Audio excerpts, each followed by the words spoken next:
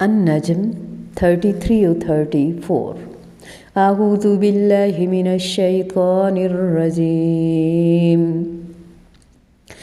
افرأیت الذی تولی واعطى قلیلا واکدا افرأیت کیا بھلا دیکھا آپ نے الذی اسے جو تولی منہ موڑ گیا واعطى اور اس نے دیا قلیلا تھوڑا سا واکدا اور اس نے روک لیا۔ پھر کیا تو نے دیکھا اسے جس نے منہ موڑ لیا اور تھوڑا سا دیا اور رک گیا؟ افرأیت الذی تولی، یہاں رسالت کا اس بات شرک اور بت پرستی کی تردید اور مشرکین مکہ کی مذمت ہے۔ پچھلی آیت میں اللہ تعالیٰ نے انسان کو اپنے پاک ہونے کے گمان اور دعوے سے منع فرمایا کہ وہ اپنی یہ تکبر چھوڑ دے۔ قریش مکہ اپنے بارے میں کئی طرح کے گمان اور دعوے رکھتے تھے جنہوں نے انہیں دھوکے میں مبتلا کر رکھا تھا۔ قرآن مجید میں مختلف مقامات پر ان کے 2 گمان ذکر فرمائے گئے۔ ان میں سے ایک ابراہیم علیہ السلام کے اولاد ہونے کی وجہ سے اپنی برتری کا گمان تھا۔ اللہ تعالیٰ نے تمام لوگوں کو مٹی سے پھر ماں کے شکم سے پیدا کرنے کا ذکر فرما کر تقوی کو معیار فضیلت قرار دیا۔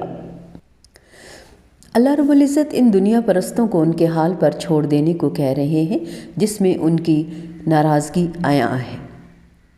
اللہ ناراض ہے ان سے ان باتوں پہ۔ ہر وہ شخص جو قرآن اور اللہ کی ذکر و نصیحت سے منہ موڑتا ہے بدترین تکبر کا اظہار کرتا ہے۔ اگر کوئی ہم سے منہ موڑے، ہماری بات، ہمارا تذکرہ بھی سننا جسے گوارا نہ ہو، وہ ہمارے لیے کتنا غیظ و غضب کا باعث ہوگا نا۔ اور اگر اللہ تعالیٰ کے ذکر سے منہ موڑے جو غنی عن العالمین ہے تو وہ اللہ کے غضب کو گویا للکار رہا ہے۔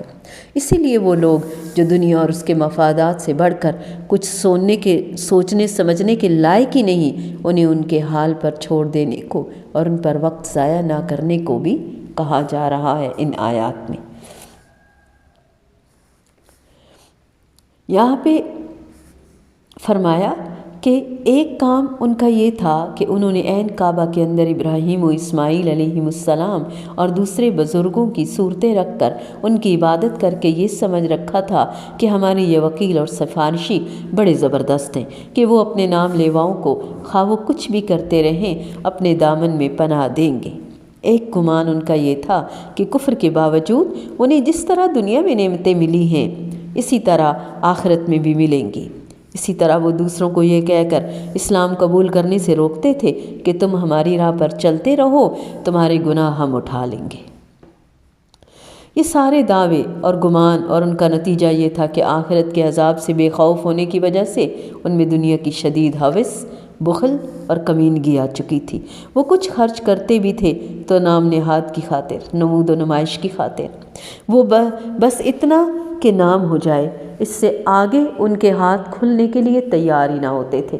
ہمارا نام لگ جائے، اتنا خرچ کر کے بھی وہ اپنی سخاوت اور دریا دلی کی سے نہ بچ پاتے، اور بس انہیں یہی ہوتا کہ میرے واہ واہ ہو جائے۔ یقول اہلکت مالا لبدا، میں نے ڈھیر مال برباد کر ڈالا۔ کہتا ہے اپنے آباء و اجداد، پیشواؤں، وکیلوں اور سفارشیوں کے بل بوتے پر یہ کہہ کر گناہ کیے جاتے ہیں کہ ہمارے گناہ وہ اٹھا لیں گے، جیسے نصرانیوں کا کہنا ہے کہ ہمارے تمام گناہوں کے کفارے میں مسیح علیہ السلام سولی پر چڑھ گئے، ہم ان کے نام لیوا ہیں، ہمارے سارے گناہ انہوں نے اپنے ذمے لے کر بخشوا لیے۔ اور جیسا کہ آج کل مسلمانوں میں سے کچھ لوگوں کا کہنا ہے، حسین رضی اللہ تعالیٰ عنہ نے شہادت پا کر اپنے نام لیواؤں کے سارے گناہ بخشوا لیے۔ اللہ تعالیٰ نے ان آیات میں ایسے تمام گمانوں اور دعووں کی تردید فرمائی۔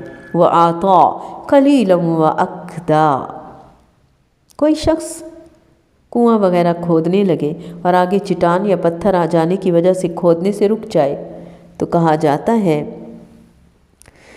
اقدر رجل، الذی سے کوئی خاص شخص مراد نہیں ہے یہاں پہ، بلکہ مقصود مشرک آدمی کی نفسیات اور طرز عمل کا تذکرہ۔ یہ لوگ اللہ کی راہ میں دینے کا حوصلہ ہی نہیں رکھتے، اگر کبھی دیتے بھی ہیں تو نام کے لیے، وہ بھی تھوڑا سا، پھر ان کے سامنے کنجوسی کی چٹان آ جاتی ہے اور وہ رک جاتے ہیں، خصوصاً جب انہیں اس سے شہرت یا دنیاوی مفاد حاصل ہوتا دکھائی نہ دیتا ہو۔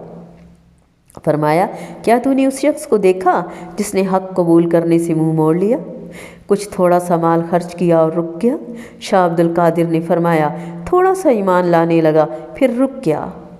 اس معنی میں مراد وہ شخص ہے جنہوں نے کبھی رسول اللہ یا قرآن کی تعریف کی مگر اس کے بعد ایمان لانے سے رک گئے۔